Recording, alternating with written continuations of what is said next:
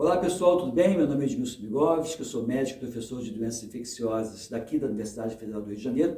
Eu trouxe o Flávio Calegiani para fazer um vídeo para nosso programa de telemedicina da UFRJ e aproveitei que está aqui, né? Se ajoelhou, tem que rezar. E eu aproveitei e roubei um pouquinho do Calegiani para que a gente pudesse fazer um vídeo para vocês do nosso canal no YouTube. Sei que vocês vão gostar desse vídeo, portanto dê o seu like aqui de cara.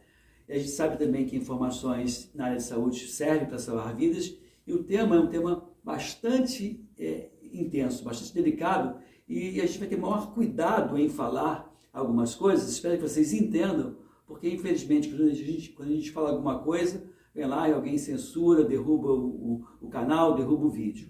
Então a gente vai falar de um determinado produto que vem sendo utilizado, né, na saúde pública, infelizmente, que tem a promessa de evitar uma doença que está assolando a humanidade. Vocês sabem também do que eu estou falando.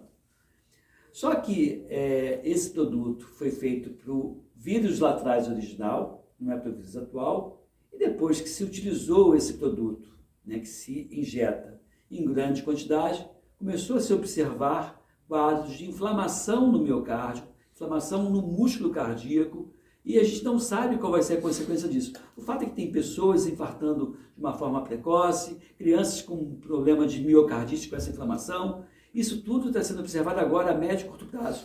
E tem outros desdobramentos que a gente vai conversar aqui. Então, eu trouxe o Flávio, que é médico, formado pela Universidade de Brasília, Federal de Brasília, com mestrado e doutorado, ele é endocrinologista. E vocês vão entender o que o endócrino está fazendo aqui no bate-papo de doença infecciosa. E a tua tese de doutorado meio que fundamentou o motivo pelo qual esse produto, esse inoculante, que é uma tecnologia até então não utilizada entre nós, seres humanos, para a vacina, mas que mostrou então esse quadro inflamatório. Eu queria que você me falasse por que isso ocorre. Tá. Foi uma baita coincidência ou não, mas no meu doutorado eu descobri que as pessoas fisicamente ativas, em especial os atletas, eles produzem muito mais dois hormônios, a noradrenalina e a adrenalina. Que acelera tudo. Que acelera tudo. E inclusive esses hormônios eles ficam aumentados depois que eles descansam. Sim. Só que o corpo... Mesmo o motor desligado, continua lá. Exato, porque a gente mediu esses hormônios à noite. Entendi. Eles descansando. E eles continuam mais altos do que na população geral, sim, com as mesmas características, pessoa com a mesma idade, etc. E mais em meninos, ou mais sexo masculino do que sexo feminino também, ou não? Eu avaliei só sexo masculino, porque para estudar a mulher depende da fase do ciclo menstrual, etc. Eu primeiro precisava entender um básico, porque nem isso a gente conhecia. E aí, coincidiu da gente começar a ver que os casos que estavam acontecendo de miocardite, de morte súbita nos campos, eram causados por esses hormônios. Certo. E isso na atualidade? Isso na atualidade. Tá. Aí me chamou a atenção, eu falei, opa, peraí. A gente sabe que nessa população esses hormônios são mais elevados. E que a causa dessas mortes súbitas são esses hormônios, tem alguma coisa nessa história. O que de novo ocorreu, né? Qual é a novidade dessa história? Aí o que a gente descobre? Além das autópsias mostrarem que esses hormônios foram a causa dessas mortes súbitas, a gente descobriu que aquela spike da proteína do vírus vai lá nas glândulas chamadas adrenais, sim, estimula a produção de noradrenalina e adrenalina, ou seja, desse hormônio que já está alto. Ela impede que esses hormônios sejam inativados. Ou seja, aumenta a produção, que já é naturalmente aumentada por ser atleta, diminui a sua degradação. E para completar, ele aumenta a sensibilidade do corpo a esses hormônios. Ou seja, esses hormônios acabam agindo ainda mais do que o normal. Ou seja, não deu ponto sem nó, na maldade, né, dessa questão que ocorreu.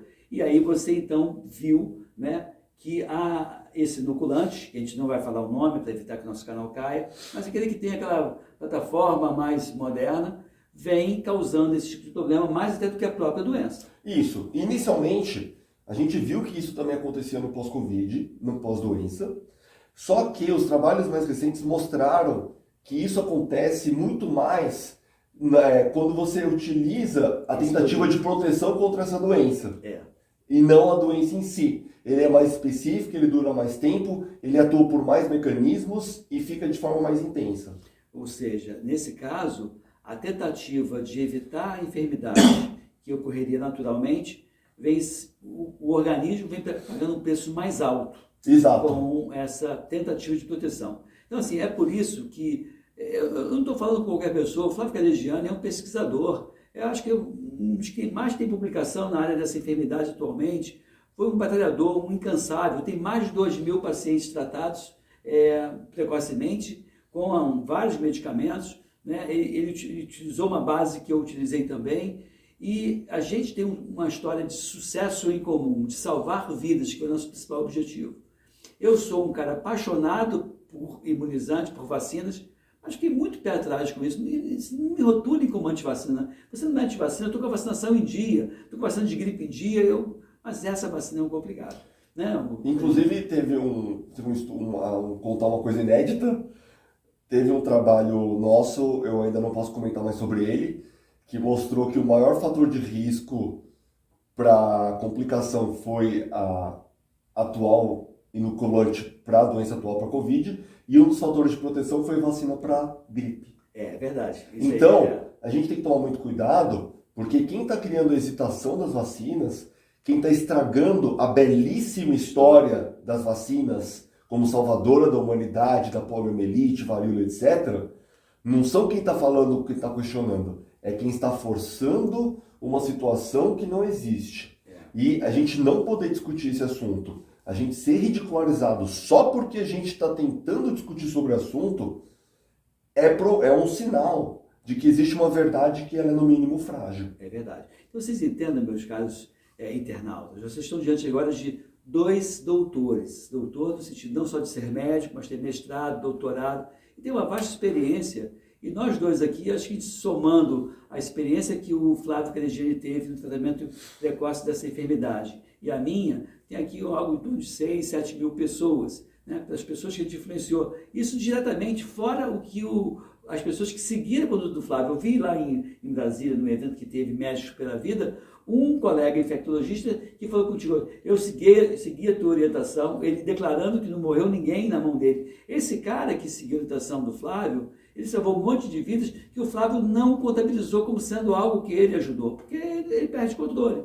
Então, gente, a gente foi vítima de mentiras, foi vítima, infelizmente, de interesses, e que jamais a medicina poderia ficar subjugada a interesses políticos e interesses econômicos, mas isso, infelizmente, ocorreu. Eu nunca pensei que fosse viver para ver o que eu estou vendo, até porque eu tenho grande respeito por grandes empresas, e que nesse momento, Flávio, eu te confesso que eu fiquei bastante pé atrás, preocupado e um pouco decepcionado com o que eu andei vendo. Eu acho que você acaba compactuando a mesma decepção. Eu compactuo, são empresas pelas quais eu tenho um grande respeito, tenho respeito pela história, por grandes feitos, mas a empresa ela é feita de pessoas, são feitas de gestões e de mentalidades que vão mudando, né? São corporações.